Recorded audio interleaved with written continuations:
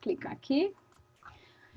Então, vamos lá, né, gente? Boa noite a todos. Em primeiro lugar, gratidão, né, por todos que estão escolhendo estar aqui nesse momento. Para a gente é imensamente, acho que é imensurável a palavra, né, que a gente tem para expressar aí a alegria aqui desse momento. E aí eu vou falar um pouquinho desse encontro nosso aí com o Michel, que é o nosso convidado hoje, e vai falar de um tema que eu acho que nesse momento, né, quem está escolhendo sonhar na pandemia, essa relação com o dinheiro. E nós tivemos a oportunidade de conhecer ele em um evento que nós fomos convidadas, eu e a Ellen, a participar, que tem a ver com questão de pessoas, né, de um grupo de empresários que já criaram, né, Michel, uma rede entre eles de comunicação, de contribuição, e nós fomos convidados a participar desse evento, e no nosso primeiro encontro já foi muito bacana, né, a gente já fez a apresentação do nosso trabalho, o Hub ainda nem tinha nascido, né, propriamente dito, e ele nos acolheu, e participa com a gente, né, do nosso grupo lá do WhatsApp, participa dos nossos... E aí, agora, com tudo isso já assim mais formatado, a gente está tendo a honra de abrilhantar aí nossa primeira frente com ele, né? Então, eu acho que a partir daqui muita coisa pode ser criada, e eu acho que esse convite também se estende a todos, né, de acessarem as suas habilidades e ver o que mais é possível dentro do que a gente tem hoje, sem limitação. E nada mais bacana a gente abrir também esse evento falando de dinheiro, porque eu acho que sem dinheiro a gente não cria muita coisa, né? E aí o Michel vem com essa contribuição para a gente olhar para esse dinheiro com um olhar aí, que para a gente vai ser uma surpresa também, né? Conhecer um pouquinho mais desse trabalho dele. Ellen? Eu acho que é interessante a gente falar que essa frente que o Michel vem participar, né? Lives que criam, ela é aberta para todos, não tem um tema específico, a pessoa não tem que ser... Sabe quando a gente fica, mas eu não tenho nada para falar, como que eu vou fazer uma live? Meu, vem falar da sua vida, com certeza você vai conseguir contribuir com alguém, com alguma coisa que aconteceu na sua vida. Você acha que não tem importância, entende? Então, você pode vir com um tema específico, ou pode vir sem tema específico. Na verdade, é para abrir espaço justamente para a gente se conectar com cada vez mais pessoas que também escolhem expandir as conexões, expandir os conhecimentos, expandir a consciência. Então, essa frente em específico, ela tem a gente escolheu que ela fosse com contribuições benevolentes, né? Então, as pessoas podem escolher participar de forma gratuita, não tem problema nenhum, mas a gente sempre deixa as opções lá de doação também, com valor pequeno, para a gente escolher alguma instituição para ajudar. Então, esse é o diferencial dessa frente do Lives que criam, que é abrir mais espaço, levar conhecimento, levar expansão para todos que escolherem, e a gente também conseguir contribuir de uma outra forma com alguma instituição. Então, a gente agradece, Michel, a sua participação aqui com a gente, todo o seu apoio. A gente se conhece há tão pouco tempo, mas parece que faz muito tempo. Eu que agradeço. Né? Seja bem-vindo e o público é seu. Palavra, muito bem, então vamos iniciar esse assunto aqui, chamado Finanças e Sonhos. Eu decidi montar uma pauta para a gente ser bem objetivo, relaxados, sexta-feira à noite, todo mundo tranquilex, no sofá e na sua casa, para falar de um assunto sério, mas ao mesmo tempo a gente precisa colocar um pouco de diversão para não achá-lo pesado. Então, eu dividi em 6 subitens aqui. O que não é planejamento de vida e finanças? Até vou pausar. Quem quiser anotar e acha que aprender anotando é melhor, eu vou pausar entre um item e outro. O que não é planejamento de vida e finanças? Personalidade e dinheiro. Todo mundo tem uma personalidade de dinheiro. Vocês vão saber qual é a personalidade de dinheiro de vocês. Decisões 3D, as maiores, as mais importantes decisões financeiras da vida.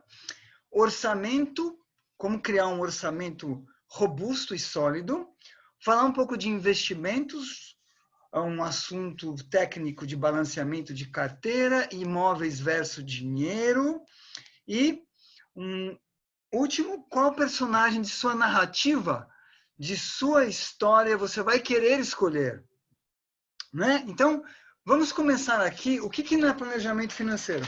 Pessoal, planejamento financeiro e de vida, acho que vale a pena falar o que é a vida, na verdade. A vida é uma série de ações e reações orgânicas pelo qual a gente e no qual a gente luta. Então, vida é constante luta, né? Então, isso significa o seguinte, que planejamento de finanças não é vou fazer uma economia agora. Ao invés de comer um pedaço de 8 pizzas, eu vou comer agora uma pizza com 6 pedaços. Isso não é planejamento de finanças. Ok?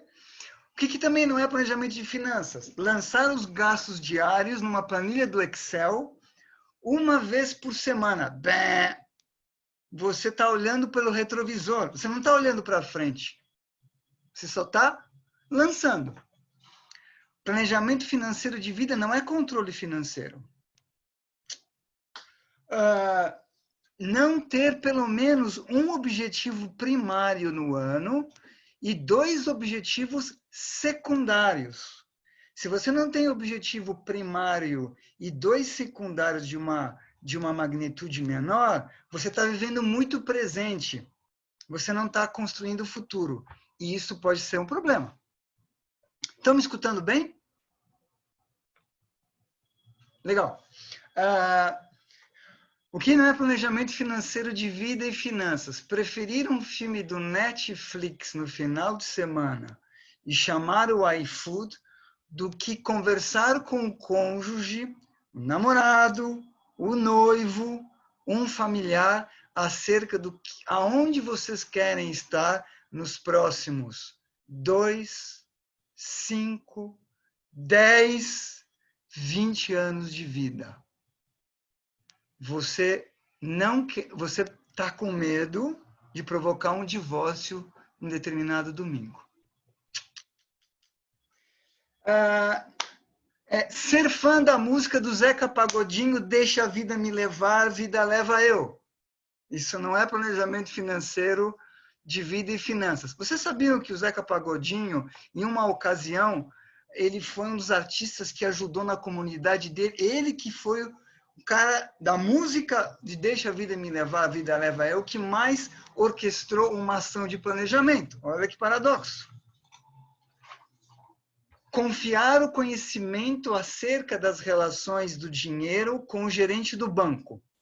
O gerente do banco, ele tem de 200 a 500 pessoas para cuidar, ele está interessado em bater a meta de quem? Do banco. Não de você. Não importa como você vai conquistar os seus sonhos, mas a que preço? Tem alguns estudos que dizem, ao longo de 20 anos, se vocês acreditarem nas recomendações do gerente, e eu não tenho problema se tem gerentes do banco aqui, porque eu sei como vocês vivem na pressão de meta dos teus supervisores, é mais ou menos quase um carro importado.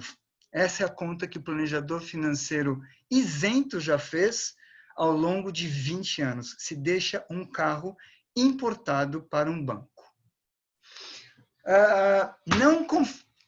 Outro item, não confiar na sua fé, dentro de sua religião, com o seu Deus, não importa qual, caso enfrente desafios concernentes à perda de renda, à doença, etc., para superar e continuar a acreditar nos teus sonhos. Isso não é planejamento financeiro de vida e dinheiro. E, por fim, não gostar daquela música do Legião Urbana que diz viver o hoje como se não houvesse amanhã. Pessoas que não são planejadas na vida com o dinheiro não têm a sensação, eu preciso viver intensamente hoje, porque eu não sei se eu vou viver lá na frente. Isso é importantíssimo. né?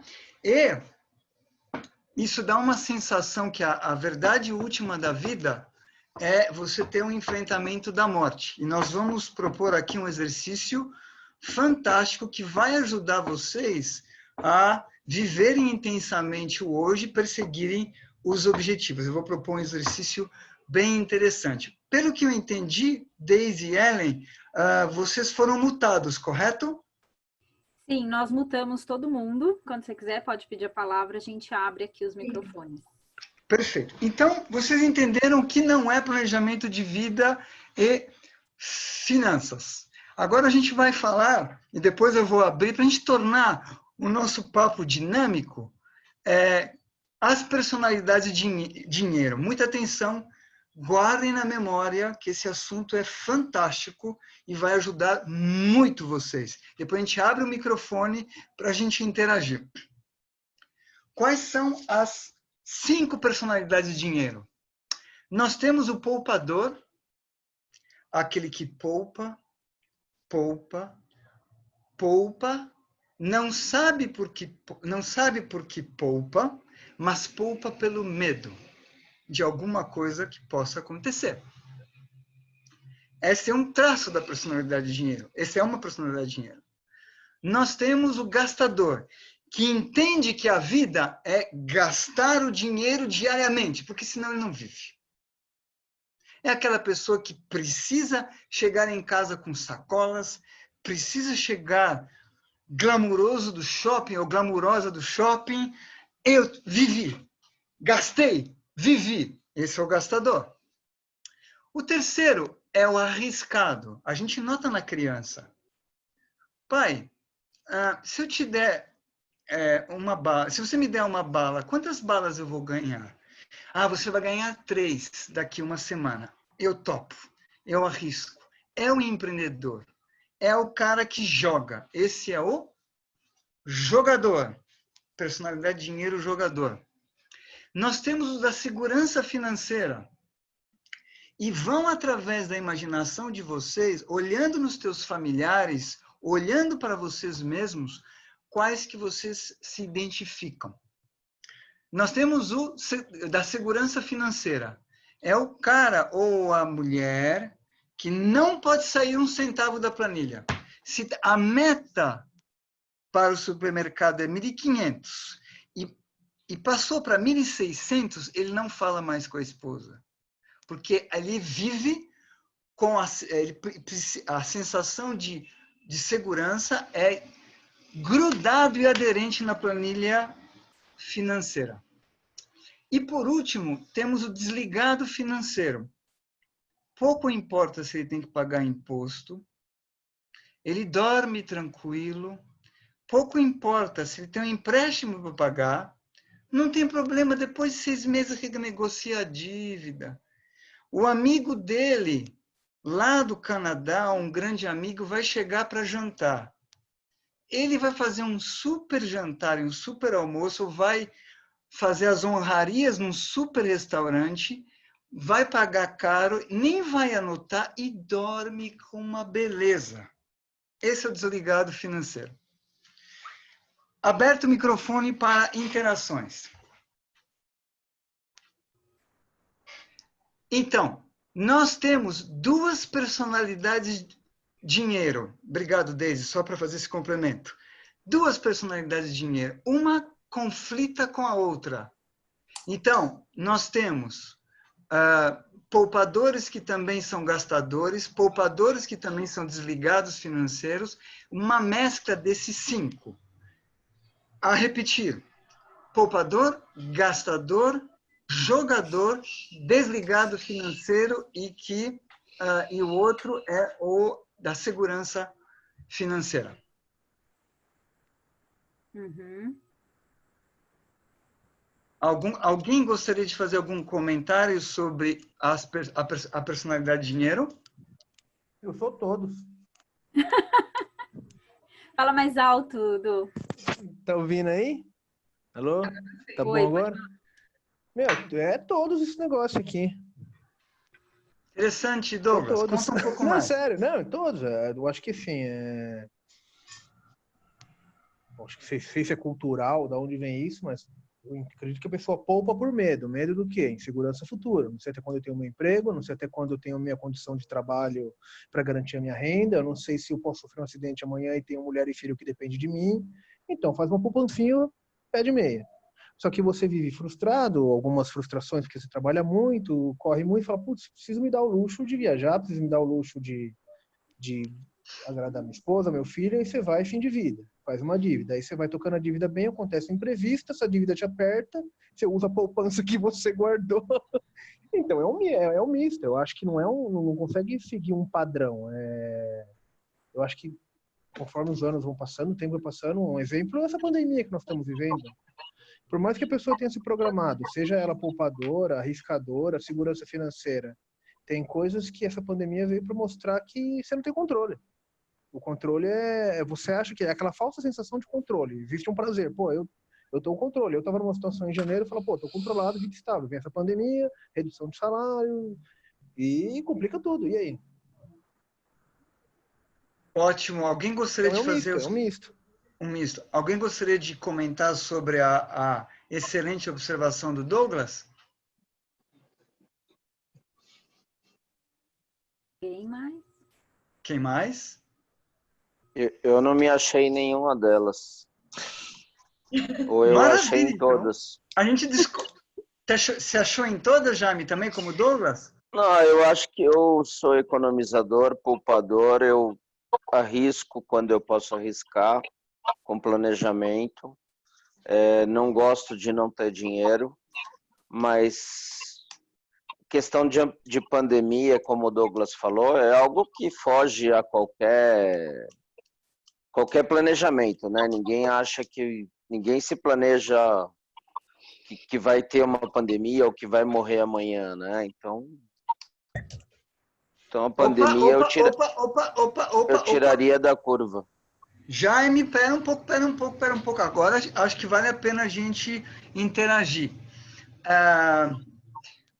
O fato de você ser um poupador, Douglas e Jaime, e terem um dinheiro guardado, o dinheiro guardado, embora você não saiba a dimensão do problema que nós estamos vivendo, ele serve justamente uma reserva financeira para questões emergenciais.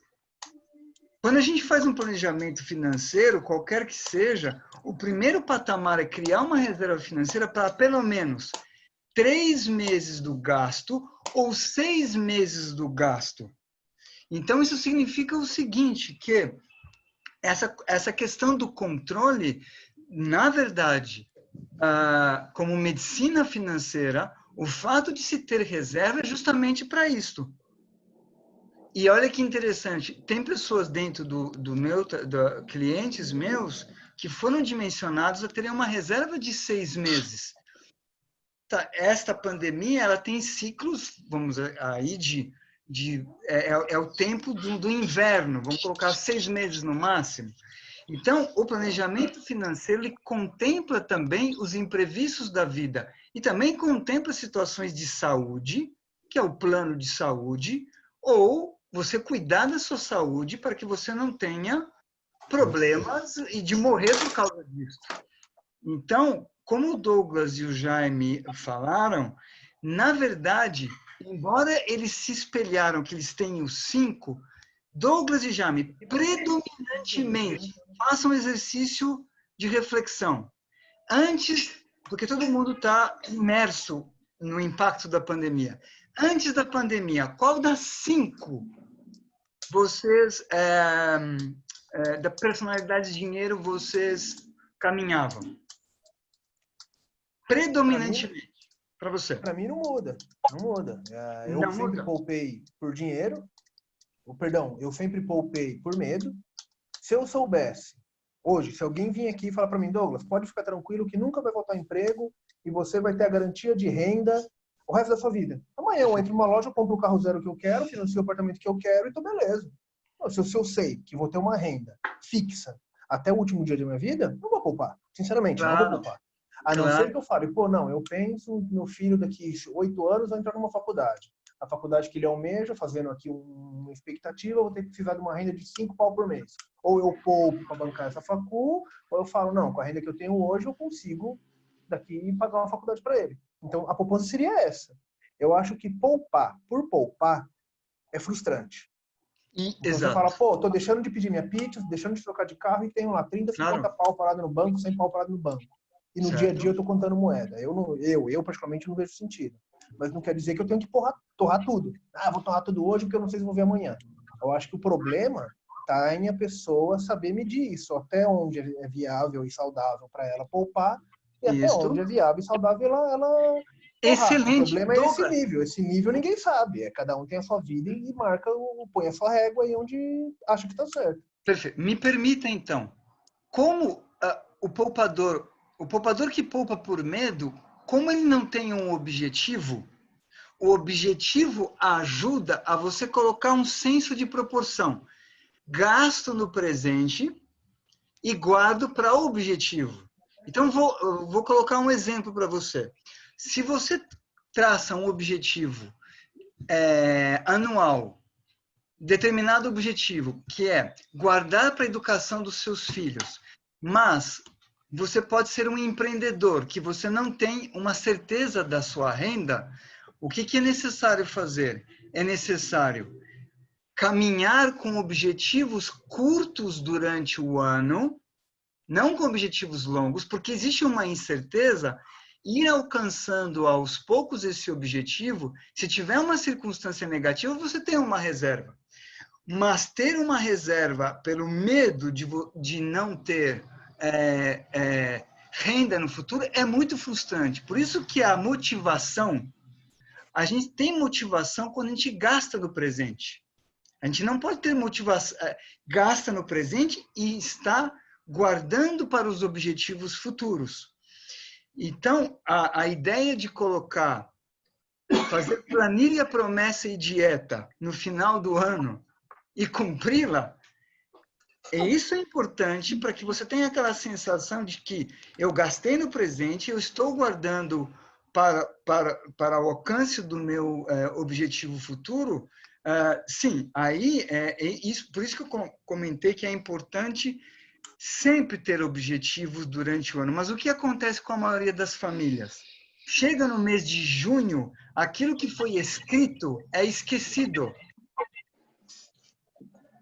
por conta de alguns problemas porque a gente às vezes é acometido das circunstâncias negativas. E então aí entra um ponto muito importante, Douglas, Jaime, que é: se você tem um objetivo frustrado, você deve replanejar esse objetivo, colocar numa outra esfera temporal. Por exemplo, fomos acometidos acho que o tema está doendo bastante, da pandemia. Muita gente esqueceu frustrar os objetivos nesse semestre. Não se desmotive, joga um pouco mais para frente. E veja o que pode ser feito para dobrar essa circunstância para atingir o... Eu vou dar um exemplo, Douglas e Jaime, e para todos vocês. Você sabe... Peraí, Michel, só um minutinho. Só um minutinho. Meu marido estava aqui te escutando, ele quer dar um oi, quer dar um parecer. Dá um oi e dá um parecer também. Primeiro, boa noite. Muito prazer, Michel. Eu já conheço a Deise, o Jaime. Tudo bem? Tudo jóia? Tudo jóia. Eu só queria dar um parecer que tudo isso daí envolve muito em direcionar metas. Se deve colocar metas a médio prazo. Quando o Douglas falou, em 8 anos, talvez pagar a faculdade dos meus filhos, é uma meta de longo prazo. Eu acho que nós devemos ter metas assim de longo prazo, de médio prazo e de curto prazo, que é uma meta anual. E essa meta, às vezes, pode ter problemas, né? Com a pandemia, essa meta, por exemplo, desse ano, na maioria dos brasileiros ficou, maioria não é dos brasileiros, né? No mundo inteiro ficou meio afetada. Mas as metas de curto prazo, que é de 1 ano aí, podem ser modificadas. Mas sem Exatamente. meta realmente não consegue traçar nenhum controle financeiro, nem pessoal, realmente não dá. Entendeu? Eu sou como o Jaime, mais ou menos. Eu sou um poupador, um investidor, tudo. Eu não consigo guardar dinheiro nenhum. Tá difícil. Mas eu tenho minhas metas, traço minhas metas, né? E tem que ir em busca delas. Entendeu? Tem que realmente buscar. O interessante da sua observação, pode falar seu nome novamente, meu querido? Irineu. Irineu, o interessante da observação é o seguinte: para você que é um poupador, pode ficar um tempo sem poupar, porque existe um problema. Mas esse problema é temporário. Então, como que você pode perceber ao longo do tempo se você vai atrasar a sua meta ou vai adiantar? No caso de poupadores que não conseguem investir, o que vai acontecer? Ao invés de cumprir daqui a 8 anos, pode ser que você cumpra daqui a 10 e está tudo bem.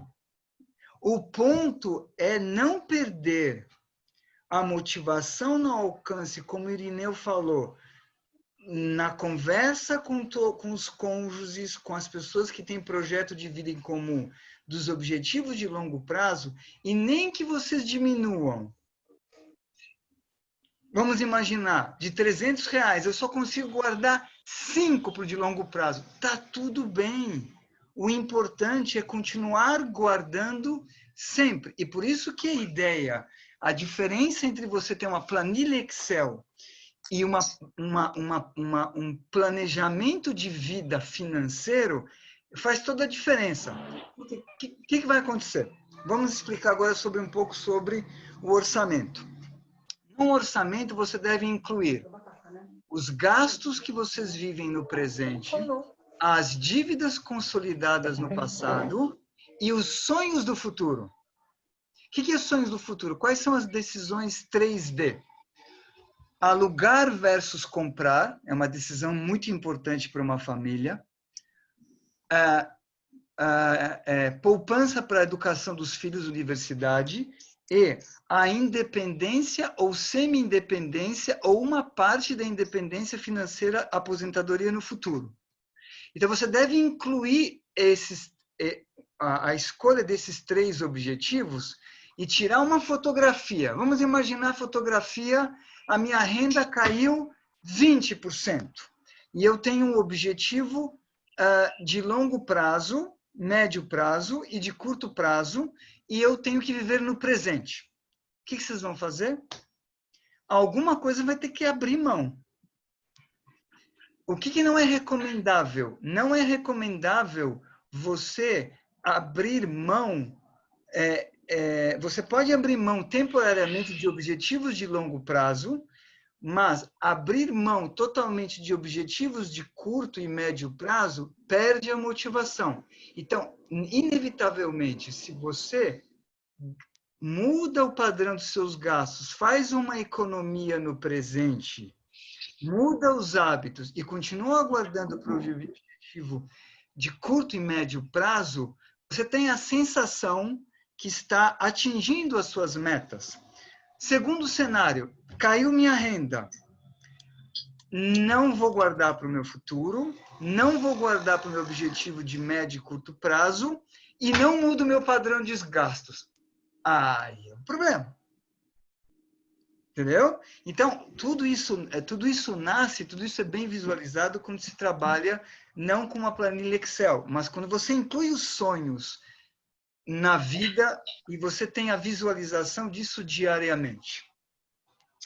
Alguma observação sobre isso? Eu acho que essa observação é bem importante. Porque a partir Ellen, desculpa, cortou, Ellen. Fala de novo. Não, eu achei bem importante essa sua observação, porque eu acho que a partir do momento que a gente inclui os sonhos, você não trabalha mais só para pagar conta, né? Porque a maioria das pessoas hoje em dia vive assim, né? Você tem ali a sua despesa do mês, então você tem que trabalhar para pagar aquilo. E se sobrar, eu vou viajar. Se sobrar, eu posso trocar de carro. Se. Então, o dia a dia acaba ficando muito maçante. A motivação morre, né? A motivação morre. Posso fazer uma observação prática, bem prática, super prática. Supermercado. Orçamento estimado. Vamos imaginar, o orçamento médio das famílias, pela minha experiência, um grupo de 3 pessoas, de R$ 1.000 a R$ 1.500. R$ 1.000 a R$ 1.500. Vamos imaginar que no domingão, os filhos, o marido, a esposa, estão com aquela sensação, precisamos viajar. Queremos ir para, sei lá, para algum lugar. O orçamento é 1.500. E aí você começa do orçamento a entender que, poxa, se a gente retirasse, em vez de 1.500, mas colocar uma meta de um orçamento, 1.200, e os 300 a gente guarda para a viagem, a gente consegue pagar 3.600 para uma parte da viagem. Depois a gente parcela no cartão. Não tem problema, eu não demonizo parcelar no cartão. O ponto é, como vocês podem se imbuir de motivação e fazer alguma coisa já, com os recursos materiais do que tem, traçando metas, não somente como o Irineu falou, mas metas concretas. Roupas e acessórios, a minha meta é 200. Não, agora vai ser 100, porque eu conversei com a minha família e a gente precisa viajar. Então, 100 do roupas e acessórios, 300 do supermercado, mais cancela, sei lá, Netflix, ou diminui o pacote de serviços do TV a cabo, né? E essa diminuição, quando você tangibiliza isso, e você, como a Ellen falou, transforma uma sobra intencional.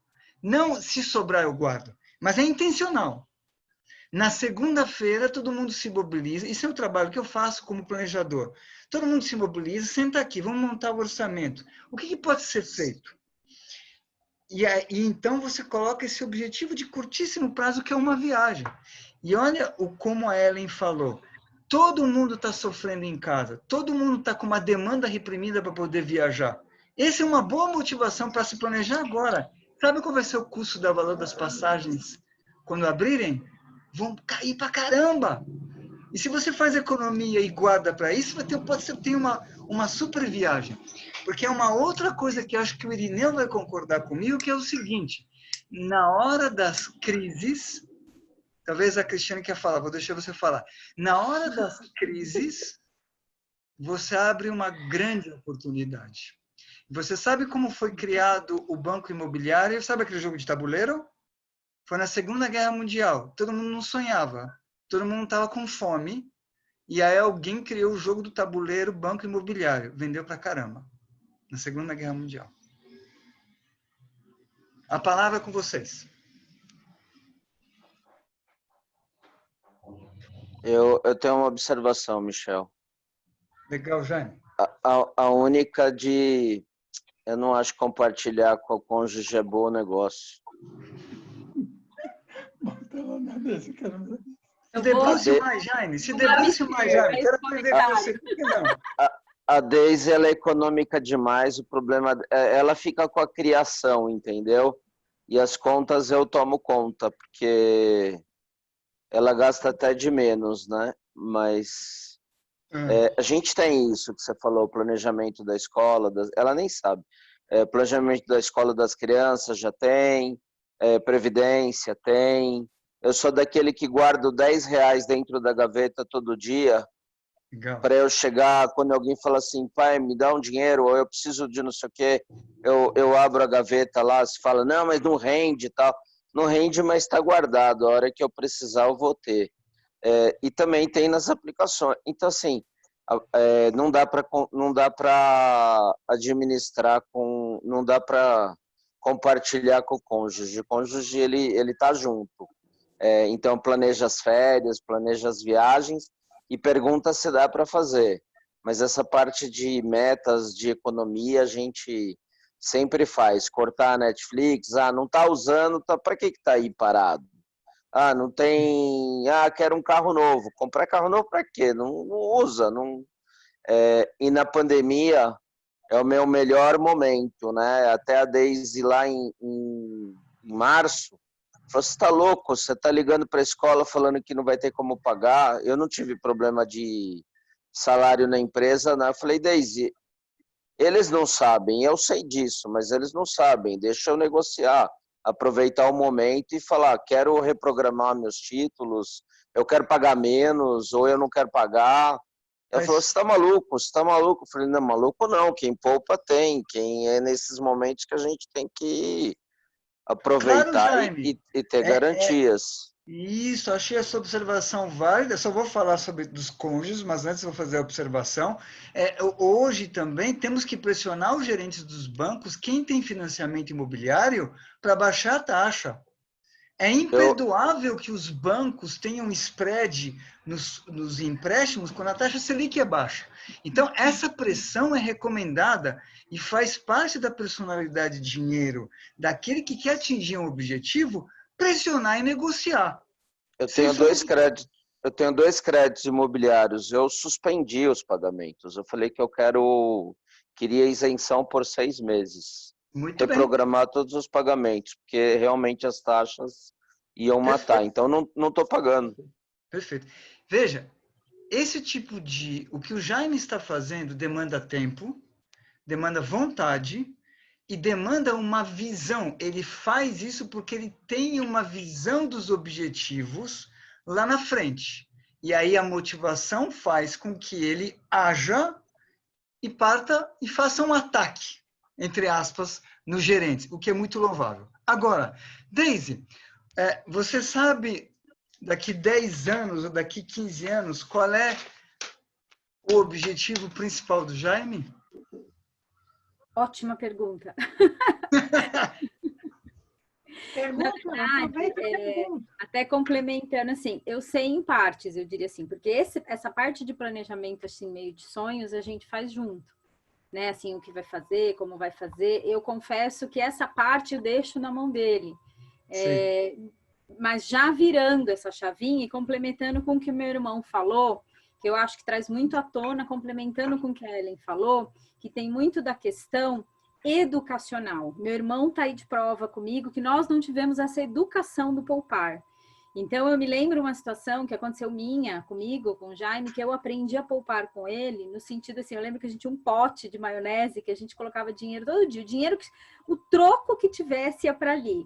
E quando a gente foi comprar o nosso primeiro enxoval do nosso filho, ele falou: não, peraí, a gente não vai gastar nada. A gente pegou o pote e compramos todo o enxoval, carrinho. Eu fiquei impressionada. Então, a gente começa a dar valor para aquele dinheiro que eu não tinha hábito de andar com dinheiro. E ele sempre falava: se der algum imprevisto, então eu já passei muito aperto nesse sentido. Mas aí corrobora com o que o meu irmão falou, de não ter esse hábito, né? De não ser ensinado o poupar e até o sonhar. Porque eu acho que o sonhar está muito vinculado a ter dinheiro. Então, eu acho que se você não tem dinheiro, você não consegue. Então, você vincular: eu não posso sonhar porque eu não tenho dinheiro. Mas espera aí, você não aprendeu a planejar, você não tem dinheiro, por isso você não pode sonhar. Então, você acaba usando desculpas e artifícios para evitar aquilo. Mas aí cai no que você falou, mexe, né? Porque se ficar esperando, não vai acontecer. Tem que, em algum momento, essa situação tem que mudar. Mas respondendo a sua pergunta, o que ele vai fazer daqui 10 anos, é bom que eu saiba, entendeu? Ok. Mas eu vou. Esse assunto deixa por favor, pessoal, é um assunto do casal. Ninguém vai fazer nenhuma pergunta sobre isso. Vamos adiante. Eu discordo. É minha irmã, eu posso perguntar e perguntar para ela, meu cunhado, o que está acontecendo. Ué. Agora é família, agora quem não se envolve são vocês, que o negócio aqui é família. Se eu for viajar, eu te convido, fica tranquilo. Não é isso que ela quis dizer, não quer. 10 anos não importa o que vai ser, mas tem que ser com ela. Comigo também, pô. E o cunhado? Tem que incluir o cunhado. O problema é o cunhado. Tem que engolir o cunhado. Do cunhado que vem tomar uma cerveja. Começa cuidando do cachorro, então. Não, pode deixar, já estou preparado aqui. Mas assim, o Jaime vem de uma cultura financeira, que é isso que eu falo. Se não gostar, você tá louco? Ele vem de uma cultura financeira. Ela quer falar que eu sou judeu. Não, não é só. Eles sabem usar o dinheiro. Interessante esse ponto de vista, mas eu percebo isso cultural porque convivi com os dois lados, né? E eu aprendi em parte. Hoje, naquela lista que você fez, Michel, antes da pandemia eu era mais agastadora, mas sempre dentro ali. Eu lembro que teve uma ocasião que o Michel perguntou para mim e para a Ellen, né? Ah, quando vocês vão fazer compra, tem uma meta de compra? Hoje eu tenho. Hoje eu tenho, mas não tinha. Ótimo. Então, isso é interessante, assim, não extrapolar aquela meta em função de algo maior. Eu acho que vale a pena dar algumas observações. Douglas, você quer falar? Tem um detalhe para não fugir do foco. Antes Tá bom. de entrar nesse assunto de poupar, que o Jaime falou, você havia falado antes que você tem lá que reduzir o custo de vida, o padrão de gastos, incluir o sonho no planejamento. Tem uma frase que eu ouvi uma vez, provavelmente foi de um vendedor, um cara muito bom. O que ele me falou me convenceu e eu pago por isso. Eu sempre questiono juros. Tudo que você vai comprar, os juros é muito alto. Não existe aplicação que chega aos pés do que é um juro de financiamento. Seja imobiliário, que é 6% ao ano, que não é alto em relação, mas um juros de aquisição de um carro, um empréstimo financeiro. Aí a pessoa falou o seguinte, juros, uma vez eu não sei se eu ouvi ou li isso. O que é os juros? Juros é o valor que você paga pela antecipação de um sonho. E é interessante isso. Então você fala, eu trabalho o ano inteiro, 2, 3 anos ralando, dando duro, trabalhando 12, 13 horas por dia, final de semana, batendo meta, tal. Pô, aí chega no final do ano, você tá cansado, estressado, desgaste no casamento, na relação, porque o trabalho te consumiu. Aí fala, caramba, trampei, ralei, consegui manter minha qualidade de vida, mas, pô, não toquei de carro, não fui viajar, tem alguma coisa errada. Aí o que você faz? Você olha na sua planilha financeira, planilha de meta, planilha de vida e fala, pô, seguinte, cara, hoje eu não tenho dinheiro para viajar e não quero mexer no meu investimento, porque investimento é outra coisa, é a faculdade do filho. Aí você vai, entra numa loja, compra um carro, financia em 2, 3 anos, ou faz uma viagem, financia em 6 meses. Você colocar no papel, pensar financeiramente, você vai falar, putz, que merda que eu fiz, né? Eu me comprometi de dívida, pagando uns juros os juros do Brasil é um juros maluco, para antecipar um sonho. O que é antecipar o sonho? Viagem, em vez de eu ficar 2, 3 anos guardando dinheiro para viagem, eu viajo hoje e financio 2, 3 anos. Ou em vez de ficar 2, 3 anos guardando dinheiro para comprar o de carro, eu compro meu carro hoje, supro a minha necessidade, não sei se é material, porque é prazeroso você que trabalhou e ralou o ano inteiro, chegando no final e fala, pô, fiz uma dividinha, mas, pô, tô com um carro que me enche os olhos. Ou eu tô com uma casa, reformei a minha casa, ou presenteei a minha esposa. Então, eu acho que se você for pensar só na matemática e finança, todo esse resto, não estou dizendo que é isso que nós temos que fazer, mas eu sou meio 8 ou 80. Então, você fala, pô, se eu for pensar em guardar em grana, guarda, investe, eu não vivo hoje. Então, pô, perdi o momento de eu presentear minha esposa num momento que seria legal, porque eu não queria me comprometer financeiramente. Perdi o momento de trocar de carro, uma oportunidade legal, porque eu não queria me comprometer financeiramente. Corre o risco de passar 5, 6 anos, você fala, pô, passou 5, 6 anos, eu perdi aquele momento, o momento não voltou, e pode gerar uma frustração pior. Eu sei que isso é muito pessoal, não sei. Então, eu me dou muito nesse meio. Entendeu? Claro. Jamão? Deixa eu fazer uma observação, Douglas. É o seguinte, a gente tem muito da questão do merecimento. Quando a gente está num nível de estresse, tem um momento que a gente quer se gratificar o desejo. Isso é do ser humano. Isso é do ser humano. O ponto é, como que você pode mudar esse comportamento tendo uma motivação? Não me gratifico agora, seguro as pontas, falo com todo mundo, vou segurar o meu desejo, não vou me gratificar agora, seguro daqui um pouco, guardo, porque eu vou ter um juros melhor. Isso é possível. É treino. É treino. Qual é o primeiro treino? É aguentar o estresse, ser forte e não se gratificar agora. Conversar com as pessoas que você ama e dizer o seguinte, olha, querida, é o seguinte, eu sei que você merece o presente, eu sei que vai me fazer bem te presenciar, eu sei que a gente vai precisar reformar a casa, mas a gente vai fazer o seguinte, nós vamos sentar e vamos colocar uma matemática que daqui 6 meses eu vou comprar à vista. Você topa comigo esse tipo? Vamos aguentar juntos durante esses 6 meses? Experimenta fazer isso, Douglas. Uma vez, 2 vezes. A terceira você vai amar fazer isso. Controlar a ansiedade dos outros é fácil. Eu falo não e pronto. O problema é controlar a sua. Mas esse é o ponto. Entendeu? Esse é o problema. Esse é o problema. Dos outros é fácil. Fala, meu, não vai ter ponto. Sabe por quê? Porque se a gente estivesse nos Estados Unidos, que o juro é baixo, não teria nenhum problema. Compra a casa financiada, compra o carro financiado e vamos que vamos. Mas a gente tem um demônio que são os bancos, que os juros ficam na jugular, e a gente precisa ter esse treino, o treino do merecimento. E aí cada um pode ser treinado nesse sentido. Daisy? Alguém quer falar, né? Cláudia Alberto, quer falar? Peraí.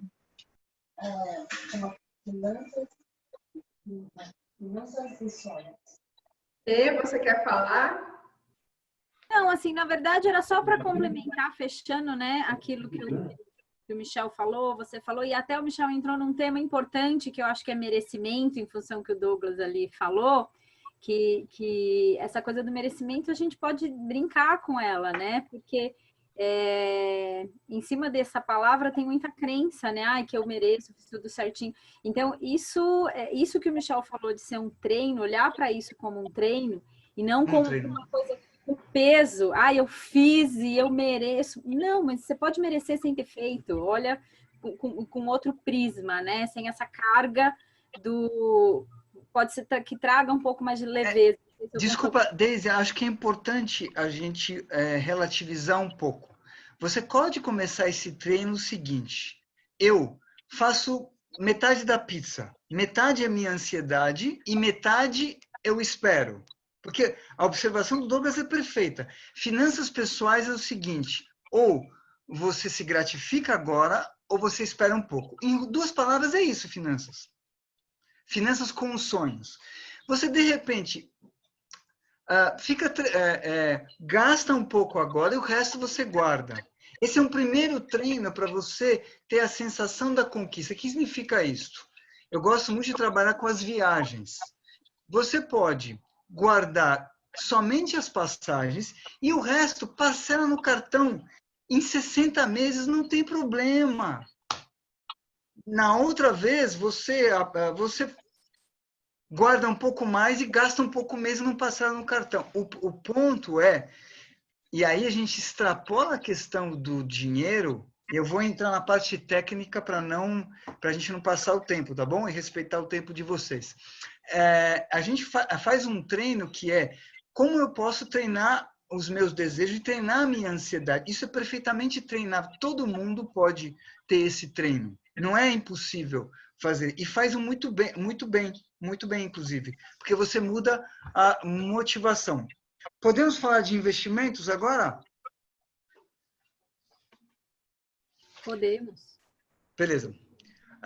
Douglas, espero ter ajudado um pouco nas observações e no que você está passando. Espero ter contribuído. Muito bem, investimentos. Vamos lá. Tem um ponto muito importante, entrando na questão técnica, que gerentes do banco nunca vão falar para vocês. Não tem tempo, porque eles lidam com 200, 500 pessoas. Chama o balanceamento de carteira. Balanceamento de carteira é análogo o que um agricultor faz na terra. Quem já mexeu com agricultura vai entender o que eu estou falando. Você tem uma parte da terra que são aqueles investimentos renda fixa, que não tem muita oscilação. E você tem uma parte da terra, aqueles investimentos que são voláteis, ações, fundos multimercado, dólar, ouro, que oscilam. Você tem a parte que oscila e a parte que é fixa. O balanceamento de carteira, ele ajuda no momento das janelas de lucratividade a retirar o lucro e jogar na renda fixa. Esse tipo de percepção técnica, se a gente trabalhar durante 10 anos, isso é usado mais para quem quer conquistar uma independência financeira ou quer conquistar uma boa aposentadoria. Isso faz uma tremenda diferença na carteira das pessoas de investimento. As pessoas podem ter de 40% a 50% a mais usando dessa técnica chamada balanceamento de carteira. Vou dar um exemplo para vocês. Quem investe em ações, ou quem tem alguém que investe em ações, em 23 de março as ações caíram vertiginosamente. E agora subiram no outro pé do V. Significa, quem continuou comprando, por isso que eu falei da importância de poupar no longo prazo. Mesmo que você tenha R$5, se você poupa sempre, você aproveitou e comprou as ações baratas, elas derreteram, você continuou comprando. Eu dou um exemplo para as mulheres. Vai na loja Louis Vuitton, a bolsa de R$10 custa 5. Quantas bolsas com R$10 vocês conseguem comprar? 2. Quem continuou comprando ações sempre, e hoje você consegue comprar uma ação por R$90, R$90, você pode ter acesso ao Tesouro Direto por R$30. Então, todas as ferramentas de investir bem, a um preço barato, estão à disposição para as pessoas. Então, traz uma tremenda diferença. As pessoas lucraram 30% com as ações. E este lucro joga na renda fixa.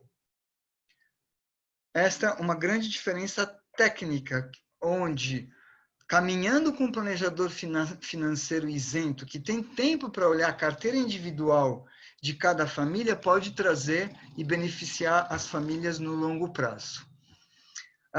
Um outro ponto importante é conversar um pouco sobre imóveis versus o dinheiro.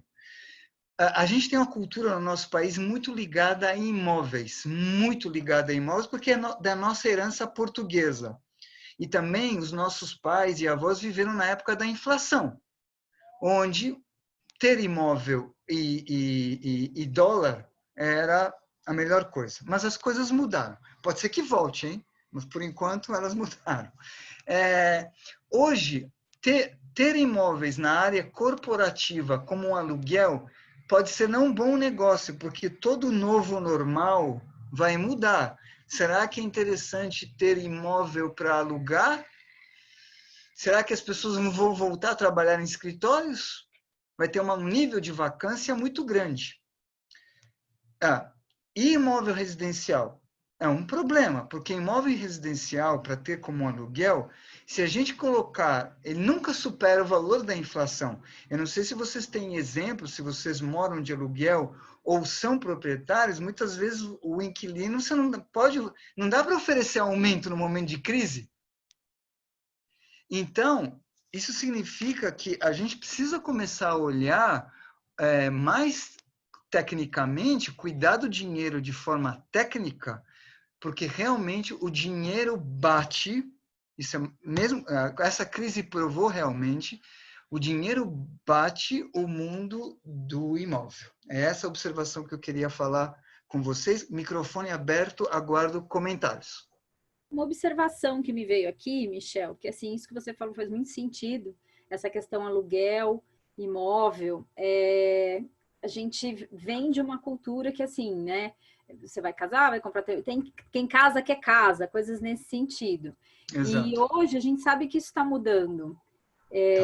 Como olhar para isso, ou migrar culturalmente isso, porque eu acho que a partir do momento que você, por ser uma questão cultural, de você ter que ter uma casa no seu nome, enfim, qual seria a dica ou o olhar para virar essa chave? Ok, no nosso caso a gente tem imóvel, financiado, enfim, mas vamos supor para quem está começando agora, né? Ou mora de aluguel, como fazer essa virada de chave, porque às vezes mesmo quem está ali morando de aluguel pensa em ter a casa e de repente não é uma boa possibilidade, mas esse novo olhar, porque hoje me veio isso, porque eu moro numa região que a maioria tem muito estabelecimento fechado, então eu imagino que assim, quem está com o estabelecimento aberto teve que de verdade renegociar aluguel e não está ou a pessoa sai e ele fica com o imóvel ali parado e sabe-se lá quando vai retomar isso.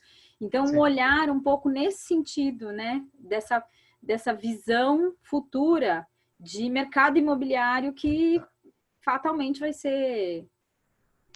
Afetado, né? Michel, ela mora bem, Michel. Moro, graças a Deus. Graças ao meu marido poupador. E isso é importante, isso é importante. Bom, a pergunta, pessoal, a resposta para isso extrapola a área financeira. Qual é a diferença entre um lar e uma casa? Vocês sabem? O lar é como você cria um ambiente dentro da sua casa. Ela pode ser financiado de aluguel. Agora, tem um componente aqui que está mais dentro da simbologia da mulher, porque a mulher, ela, quando ela entra em casa, ela tem essas vontades de fazer do jeito dela, porque ela é a dona do lar.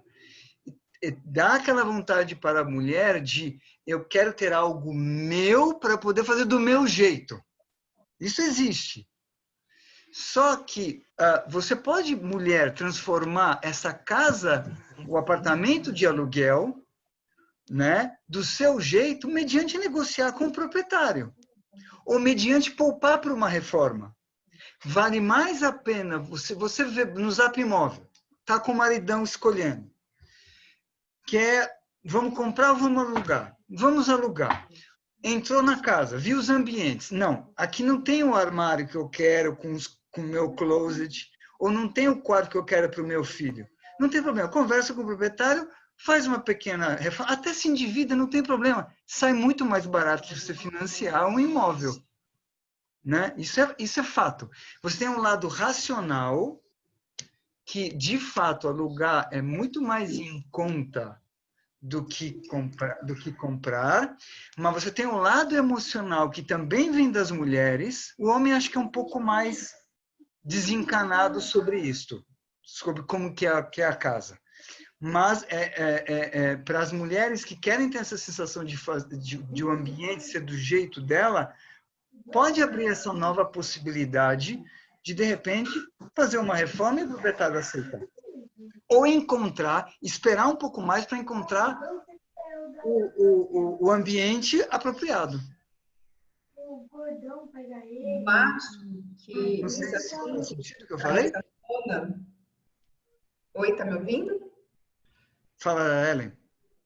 Eu acho que esse assunto acaba trazendo à tona um pouquinho, na verdade é um convite para a gente olhar de uma forma que não tem regra, né?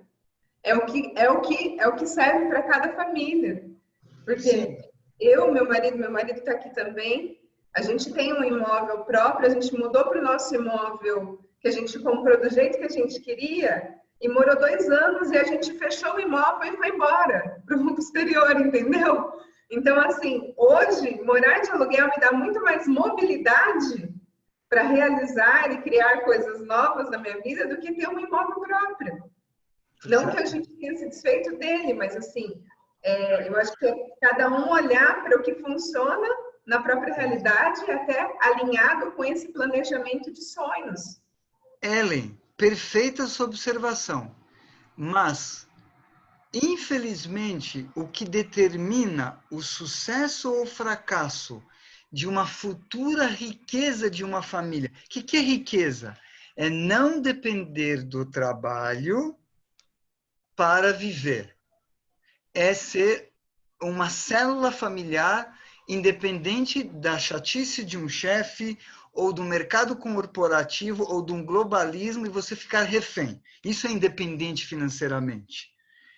Infelizmente, pelos juros altos do nosso país, significa que, por isso que é interessante caminhar com um planejador financeiro de vida, porque no momento que, Michel, eu quero comprar ou alugar, mas eu também quero ter alguns milhões lá na frente para ser independente. Pode ser que alugar seja o fiel da balança para você enriquecer. É uma questão de escolha. Ou pode ser para algumas famílias que eu consigo fazer as duas coisas. Acho muito pouco provável.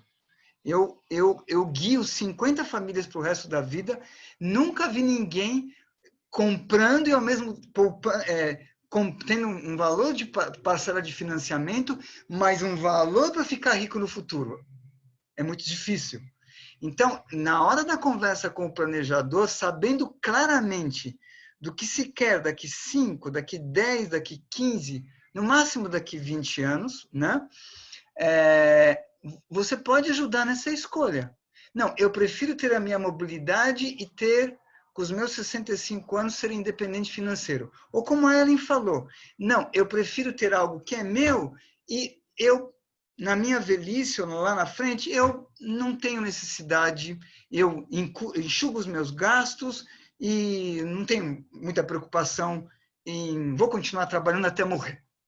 Entendeu? Essa é a observação que eu quero falar. Pode falar, Ellen. Deise.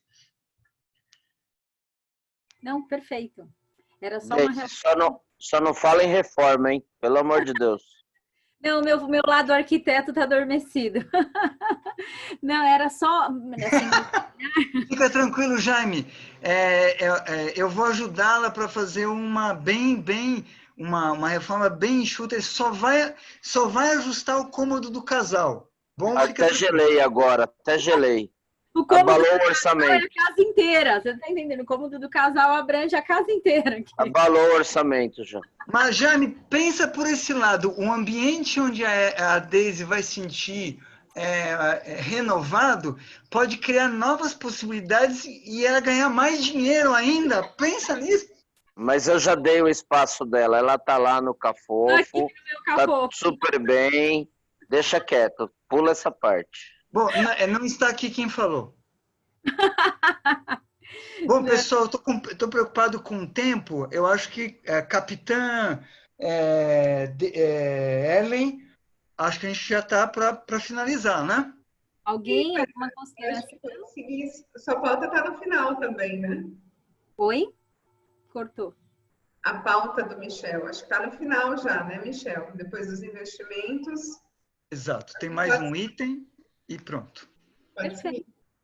Pode seguir. Então, Michel, eu acho que os investimentos, a diversificação, ela é interessante. Sim. Né? Eu comprei um apartamento que o valor do aluguel ele se autopaga, né? E ainda tem um resíduo. Então, por exemplo, esse apartamento que a gente está comprando, a gente nem sabe que tem, nem paga. Era o apartamento dos sonhos, mas a gente nunca morou lá.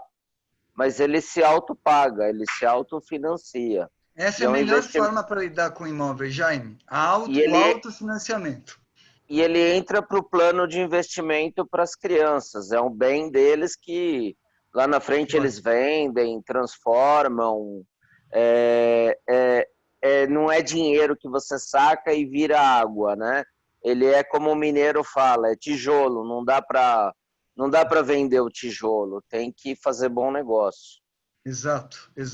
A observação do Jaime foi boa. Nos imóveis, quem conseguir usar essa técnica de autofinanciar no momento com carta de consórcio ou alugou, já coloca para alugar para pagar a parcela do consórcio do financiamento, é a melhor forma. E ficar atento com a vacância. Se ficar muito, porque a gente vai entrar num período de crise, pode ser que a gente entre num período de vacância. Esse é o lado negativo, mas fazendo a gestão disso, vai em frente, Jaime. Excelente conceito. Vamos seguir? Vamos seguir? Vamos lá, última parte da nossa pauta. Qual personagem de sua história você quer escolher? Ser, no final da sua vida, o herói, a vítima ou o vilão? Isso fica com... A escolha está com vocês.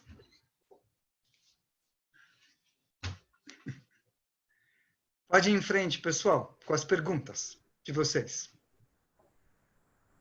Posso adicionar um personagem? Pode. O criador? O criador, exato.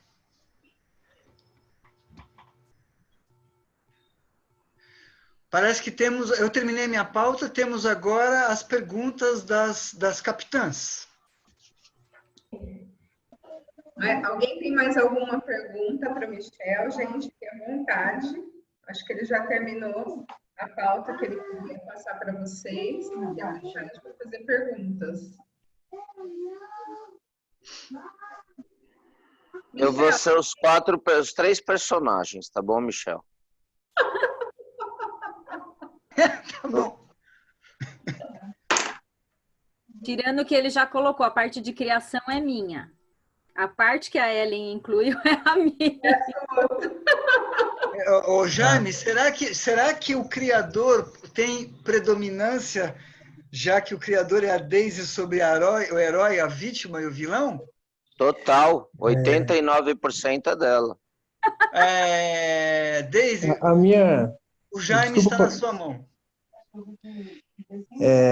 Desculpa cortar aí. Você está falando Faz de bem, herói, vítima e vilão. Eu aprendi muito com a minha irmã recentemente a falar sobre... Tudo é questão de ponto de vista. Tudo é questão de ponto de vista. E você começa...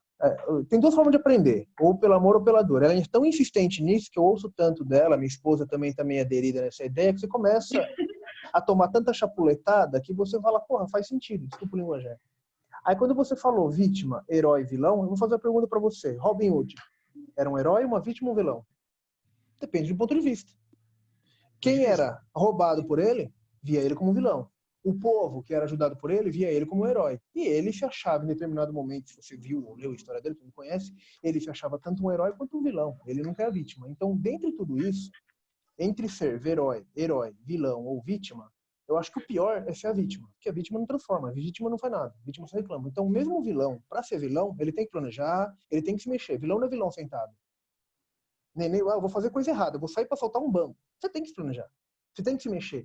O ruim é que você usou energia para coisa errada. Mas o vilão, o herói, tem que transformar, tem que ter uma energia. Sabe canalizar a energia para ser um herói e não ser um vilão. Então, eu acho que o objetivo não é entre ser herói e vilão. O problema é não ficar parado, cara. O problema é ficar parado. Ficar lá choramingando da vida e isso não traz nada. Exatamente. Então, seja herói, seja vilão, transforma em alguma coisa. Então, meu ponto de vista é esse. Na história dos HQ... Depende do ponto de vista. Nas histórias do HQ, as vítimas, as vítimas, dependendo da índole, se transformam em vilões, né? Um vilão é uma vítima do passado, muitas vezes. Geralmente, sim. Mas a sua observação é perfeita, é por aí mesmo.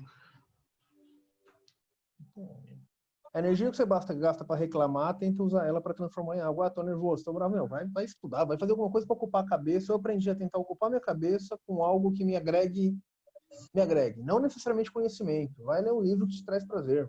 Eu leio muito livro sobre coisas que não vai me deixar uma pessoa mais culta, vou trabalhar melhor. Mas pelo menos você não está pensando em coisas que te levam ao vitimismo, né? Exatamente, Douglas. O objetivo é não ser vítima. A vítima só perde. A vítima tá aberta a ser explorada, porque a pessoa vítima está fragilizada sentimentalmente, então vai estar adepta a ser explorada, vai estar adepta a se sujeitar a coisas que vão depreciar ela. Então, o negócio é não ser vítima, o resto vai para frente. Meu ponto de vista. A vítima não tem escolha, né? Tem, a pessoa escolhe ser vítima. A vítima, ele pode ser vítima, mas ela se coloca no papel de vítima justamente para não escolher a própria vida. Exato. Ele é o escolhido por escolha. É complicado. Eu sou vítima. Eu não vou nem contar a história do casamento, que tem um monte de testemunha aqui que vai assinar embaixo aqui. Eu sou vítima. Eu sou um pouco de cada. Eu acho que o Jaime é vítima da Daisy. A Daisy é a vilã e o Jaime é a vítima. Assim. Aí, Irineu, você entendeu. Já começa pelo fato de você ser judeu do Paraguai. Fica quieto. A Renata abriu o microfone. Quer falar, querida? Eu quero saber, porque eu me identifiquei com a personagem gastadora desligada. É um conjunto, um combinado de gastadora com desligada. E aí eu escolhi o personagem herói. Como que chega do gastador desligado ao herói? Eu vi que tem uma transformação para percorrer. Peraí, Michel. Eu quero vender algumas coisas. O que você precisa gastar, Renato? Vamos negociar aí.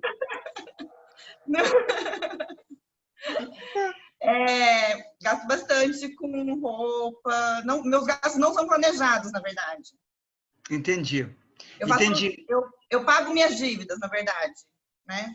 Entendi, Renata. Jaime, acalma que eu quero responder agora. Você fez uma observação muito boa, assim, agradeço a sua humildade, em primeiro lugar, né, de você se espelhar em... A gente nunca pode categorizar nada. Nunca pode ser... A categoria, ela serve para criar um norte, mas a gente nunca pode dizer eu sou isto, eu sou aquilo. Você está sendo isto. Primeiro ponto. Você está sendo gastadora e desligada financeira e quer se revestir do papel da heroína. Isso é muito bom, sabe por quê? Porque se você se revestir do papel da heroína, você vai mudar. Porque todo mundo pode mudar de ser uma gastadora para ter o prazer de gastar poupando. Você entendeu? Prazer, porque poupar é gastar dinheiro, mas você não gratifica os seus desejos. E o ponto está aqui. Você tem que perceber o seguinte, como que eu, Renata, posso esperar mais? O que eu preciso fazer para esperar mais? Eu vou dar um exemplo. Acho que vale a pena dar um exemplo aqui, Daisy e Ellen. Eu tenho uma cliente diretora de uma escola e ela não conseguia viajar porque ela sempre passava no shopping Tatuapé e saía com uma sacola de sapatos.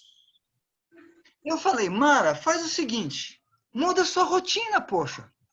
Ao invés de você passar no shopping Tatuapé, pega um outro caminho e vai direto para a escola. Em 3 meses, Renata, 3 meses ela parou de comprar roupa e eu dei um conselho para, num domingo, jogar todas as roupas, sapatos no sofá e fazer todas as combinações possíveis para ter o prazer de ser criativa. E você vai fazer o seguinte, você vai pegar o seu cartão de crédito e vai se imaginar nesse domingo comprando aquilo que você já comprou. Pode ser de gente maluca isso. E deu certo. Próximo ano ela viajou, pagou a viagem dela à vista. Então, é perfeitamente possível. Você colocou um personagem que pode te ajudar, que é ser uma heroína. Reveste-se dessa heroína e você vai ter a transformação que você deseja. Não sei se eu te ajudei. Ajudou. Legal, que bom. Você Obrigado, tinha uma cliente sem topeia. Sem topeia. Você quebrou todos os meus negócios.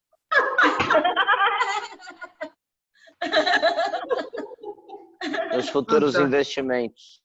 Fantástico. Não, sabe o que vai acontecer? Eu vou ensinar a Renata a fazer o gasto eventual. Ela vai guardar o dinheiro para comprar todas as roupas e sapatos à vista com você. E você vai dar desconto para ela, tá bom?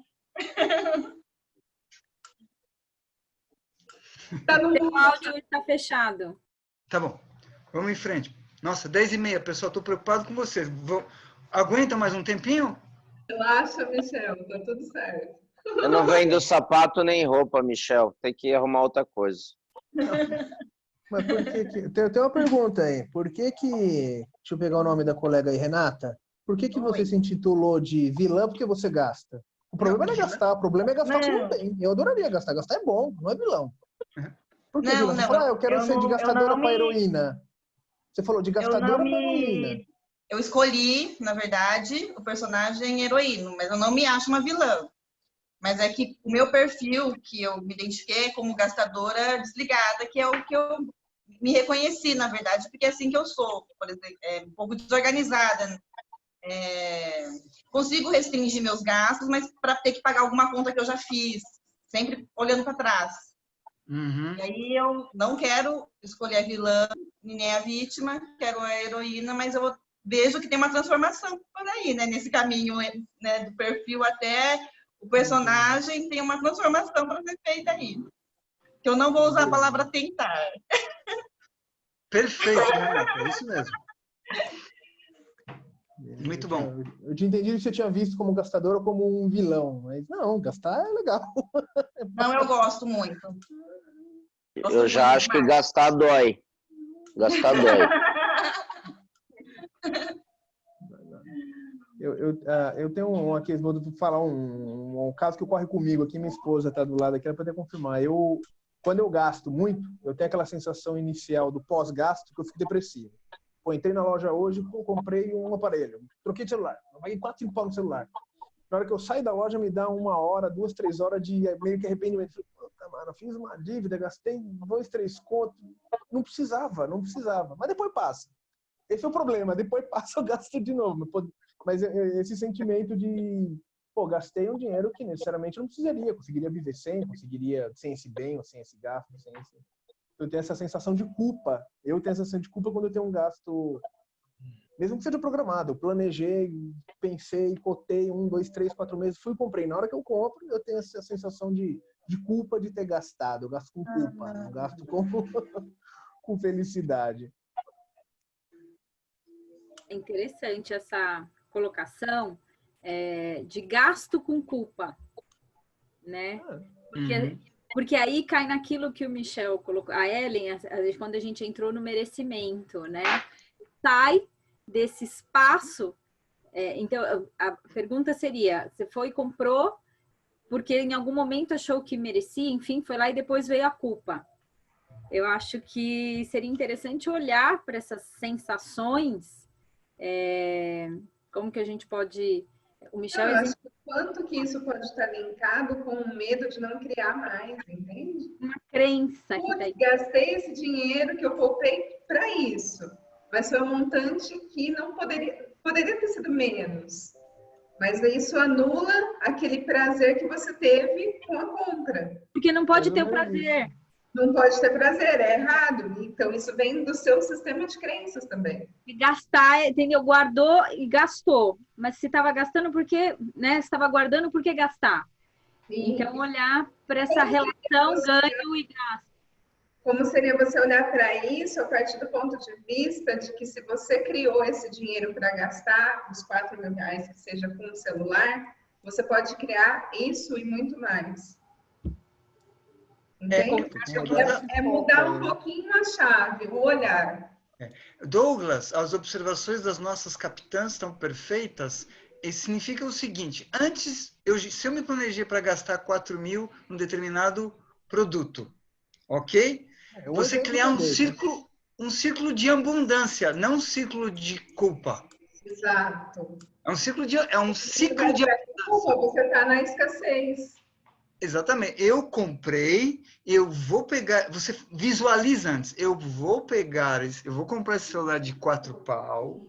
Eu não vou ter arrependimento, porque vou comprar outros daqui para frente e daqui 2, 3 dias o celular vai ficar maravilhoso, vai estar tudo bem. E, na verdade, esse tipo de pré-compra ou pré-visualização vai te ajudar muito, Douglas. Fazer uma pré-visualização. Para você não ter nenhum tipo de culpa nesse sentido. Não, mas existe a pré-visualização. Eu sou uma pessoa, para compra eu sou chato. Eu não ajo eu não tenho atitudes consumistas. Eu entro na loja, eu vi e comprei. Eu procuro orçar, cotar, e vejo o preço do programa, tenta juntar dinheiro. Mas mesmo assim, quando você faz a conta, você fala, pô, mas peraí, eu poderia... Esse é um dinheiro que pode me fazer falta lá no exemplo. Agora da pandemia, eu gastei com coisas há 1 ano, 2 anos atrás, que se soubesse da pandemia, não teria gasto e estaria mais tranquilo hoje. Mas ninguém sabia da pandemia. Ninguém sabia, mas é um outro exemplo. Você pode passar por questões fora da pandemia. Pô, eu fiz compra, gastei um dinheiro que estava de reserva, que eu falei, pô, tô tranquilo, eu posso me dar o luxo de gastar. Aí passa o período que você bate o carro, fica doente, você fala, putz, gastei. Agora o dinheiro tá fazendo, ou pode vir fazer uma falta, então rola essa... Você tem que tirar do teu sistema de crença a dor do arrependimento, a pior coisa que tem. A partir do momento que vem na sua imaginação ou vem na sua como sensação, mesmo sendo uma compra planejada e comprada, como você falou, você fez tudo perfeito. Eu comprei, não vou ter arrependimento, o que passou, passou e pronto. De novo, é treino. Sim. É um treino. Não estou dizendo que eu tenho esse arrependimento das coisas que eu fiz, só que tem aquela sensação de falar, putz, será que eu poderia ter guardado? Será que eu poderia? Mas Então, é naquela, guardar para quê? Tem que ter meta, tem que ter objetivo. Isso, então, o ponto é, se você tem essa crítica com você, talvez você tenha que ser mais crítico dentro da sua compra. E redimensioná-la 2, 3 vezes antes de passar o cartão de crédito. Aí você fica com mais certeza. Entendeu? Beleza. Bom, nossa, pessoal, 10h30. Estão ainda com fôlego? Poxa vida. E os filmes no Netflix, hein? Hoje eles não tem nada, Adri. Não tem nada, né? Tá no mudo, Adri. Você tá no mudo, Adriana. Fala, Adriana. Não, eu falei que Netflix não tem nada, tem que inclusive cancelar, porque é R$20 jogado no lixo. Tem o gato, compra o gato. Melhor falar sobre a vida e dinheiro, acho que é até melhor, né? Compra o Gato Net. Gato Net. Então, ao invés de assistir filme... Ah, o Jaime. Fala, Regis. Fala, cara, tudo bem? Joia. Beleza? Aqui quem faz planejamento financeiro é só ele. Eu fico por fora de tudo. Tá em bons cuidados. Não tomo nem conhecimento. Tá em bons cuidados. O Regis é igual a mim. Ela fica na criação e não precisa saber do resto. Tudo bem, Regis? Tudo bem? A gente atravessa a piscina com um São Rizal em cada mão. Quando chega do outro lado, o São Rizal tá seco, bicho.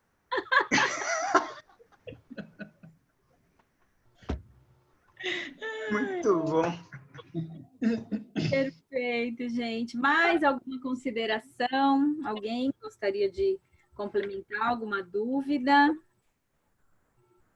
Tudo ok? Povo tudo pronto para sair gastando, não gastando? Escolhendo. Escolhendo gastar. Escolhendo gastar ou não gastar, com culpa, sem culpa. Eu acho que o principal, conforme a enquete, é 37% não tem a relação entre o sonho e o dinheiro. Eu acho que isso é importante começar a treinar nesse sentido. E começando por sonhos de curto prazo, que é a melhor coisa. Como se fosse um atleta de sonhos. Colocar o dinheiro para os sonhos. Isso. Né? Acho que é um ponto importante. Usar a energia do dinheiro para a realização de sonhos, não para pagar conta.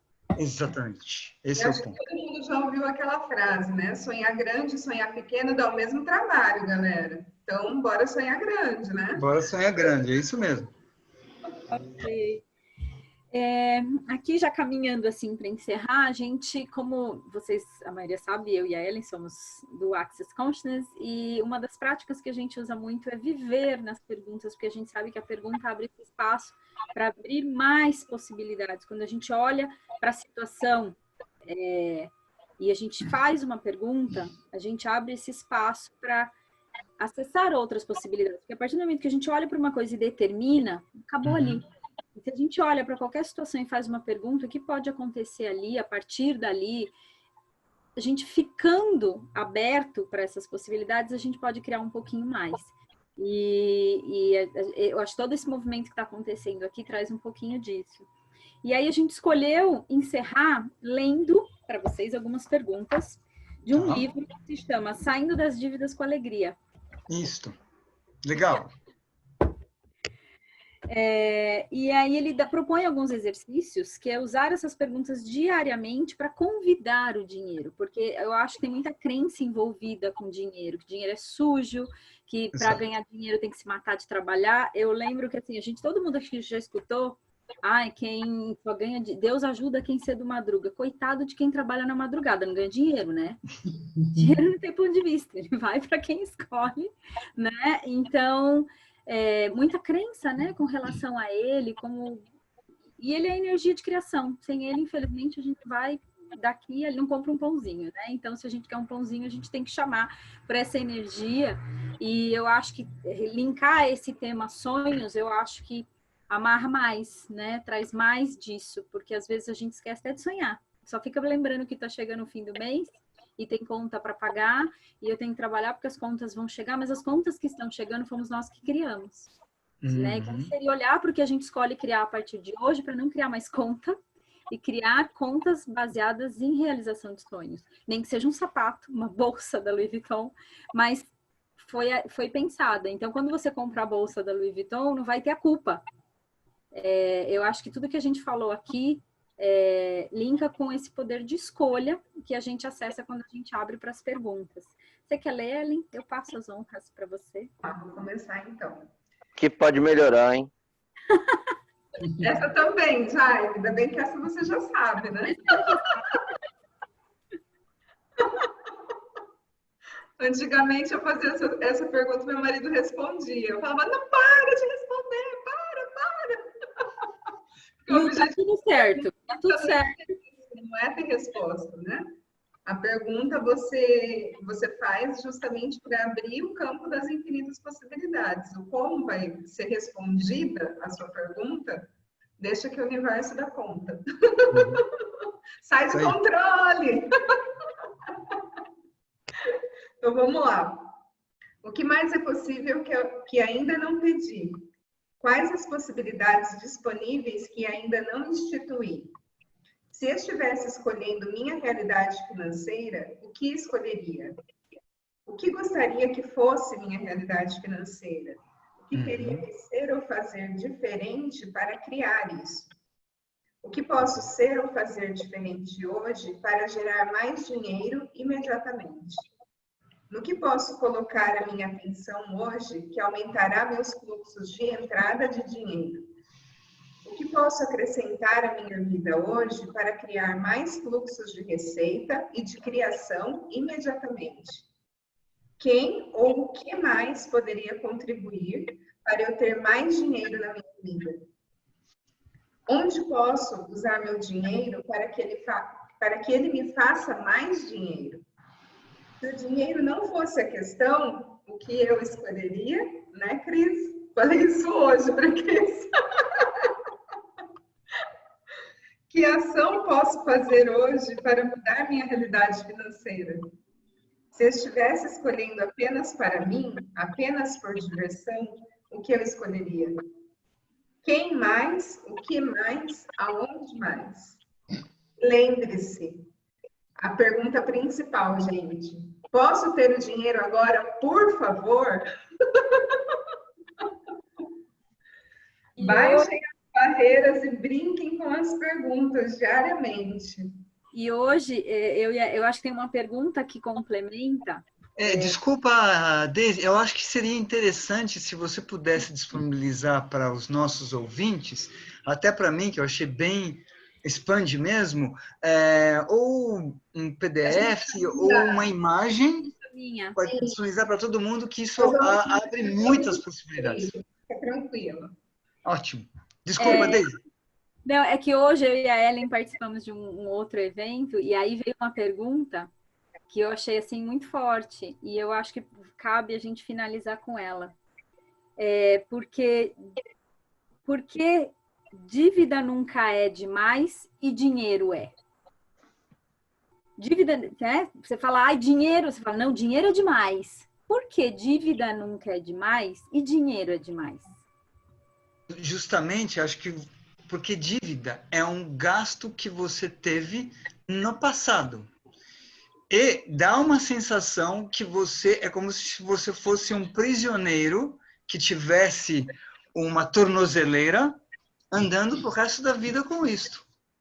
Michel. Então, através dessas perguntas, pode abrir uma possibilidade para você eliminar as dívidas. Agora, existe a dívida que governadores, prefeitos usam, que é uma dívida de alavancagem para ter outra receita, que é uma dívida saudável.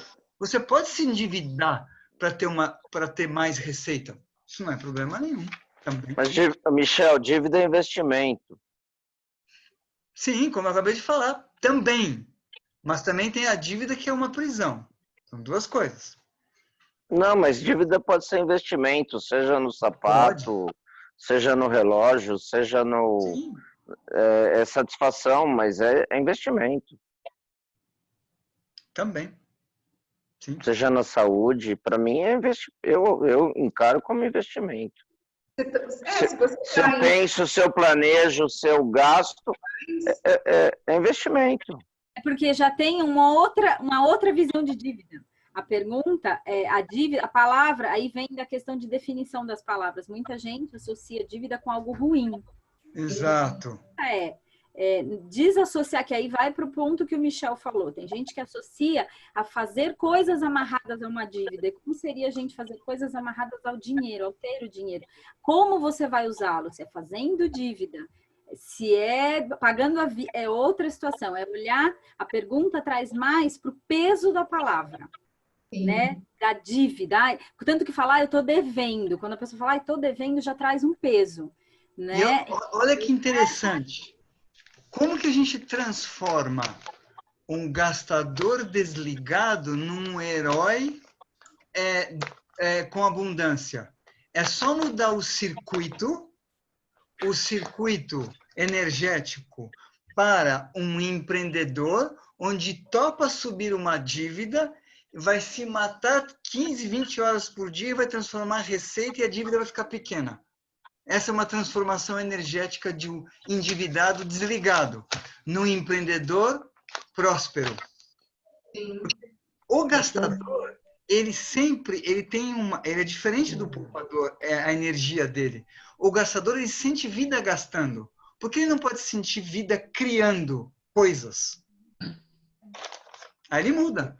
A dívida fica pequena, porque a receita fica maior, né? Sim. Que ele está fazendo a dívida para criar mais. Isto, a dívida para criar mais. Fala, Douglas. Eu vou voltar naquele assunto tudo no ponto de vista. Em cima do que o Jaime falou, que também faz todo sentido, eu acredito muito nisso. Por que que você só vê a dívida bem vista quando é um investimento? Quando fala em investimento, eu que não sou da área financeira, eu vejo que quando fala em investimento, eu remeto a pegar um dinheiro e transformar em mais dinheiro. Você não pode investir em felicidade? Eu me endivido para ter a casa do meu sonho, não vai render nada essa casa. Comprei uma casa na praia que todo mundo sabe que é perder dinheiro, sim, mas eu tô feliz. Eu investi na compra de um carro, o carro desvaloriza, um bem que não é investimento nenhum. Então, existe essa cultura, acho que não é só minha, que quando fala em investir, fala na competência da pessoa e transformar dinheiro em mais dinheiro. Então, quando você gira tudo, tomar decisões em cima de dinheiro, fazer dinheiro, vira uma obrigação que cai em cima de tudo isso que nós estamos falando. Tenho dívida, não tenho dinheiro. Pô, você pode investir na sua melhor versão.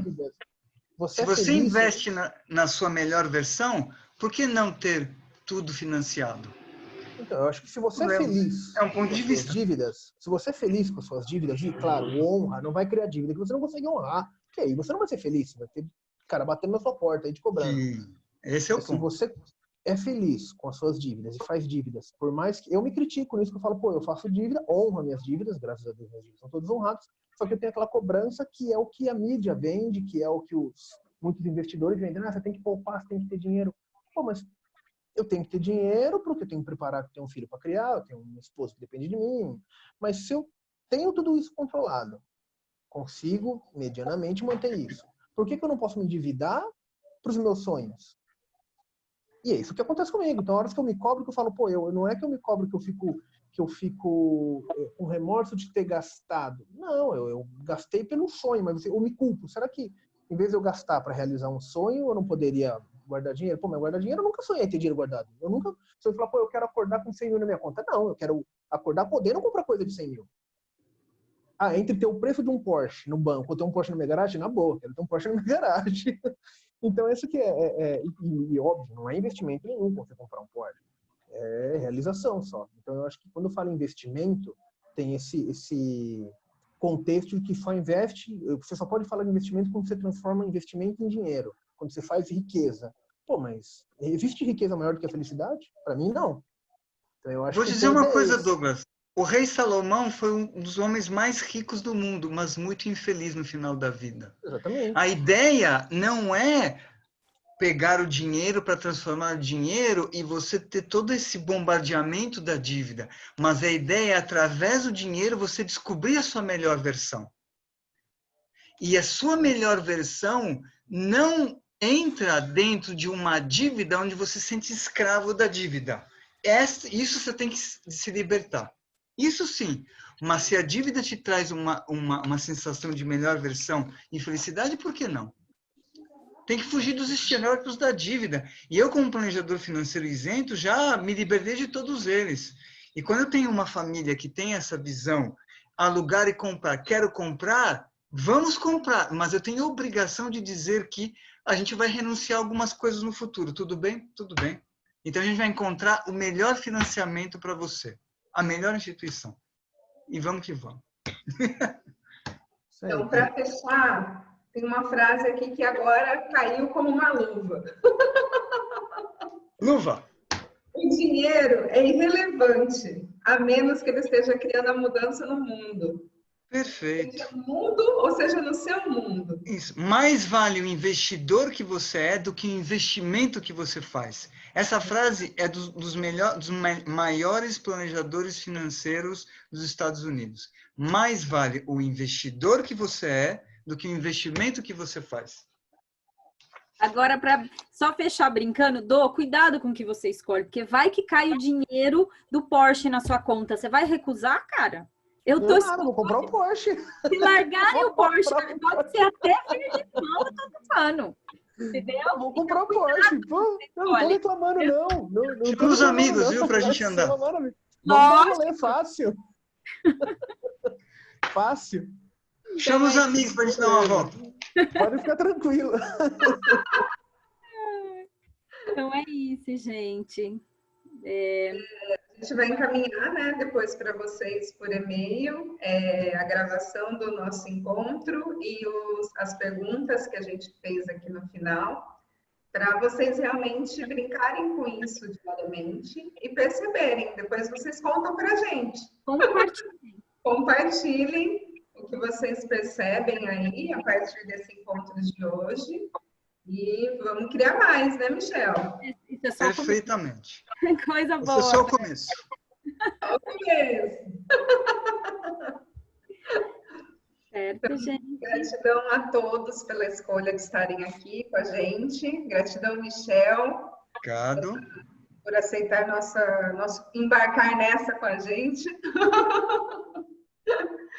Gratidão a todos. Gente, boa noite para todos. Gratidão. Michel. Gratidão mais uma vez. Obrigado por a gente interagir sem ficar com saudade dos filmes da Netflix, né, Adri? Não tem nada, nem da... Talvez a Amazon Prime, mas acho que tenho minhas dúvidas. Até a altas horas da noite, com alegria, com bom humor, com abertura mental, com seriedade. Foi muito rico para mim, espero que foi rico para vocês. Eu aprendi com vocês, podem ter certeza. E estou à disposição para mais uma outra interação. Temos juntos. Gente, boa noite. Gente, boa noite. Obrigado, hein, Michel? Parabéns. Obrigado, Jaime, pelas suas contribuições e pelo seu bom humor. Obrigado você. Tchau, tchau. Agora eu vou sofrer, hein? Eu não escolhi estar aqui, viu, Michel? Ok, eu acho que eu fui meio que obrigado, porque eu acho que eu recebi uns 10 convites.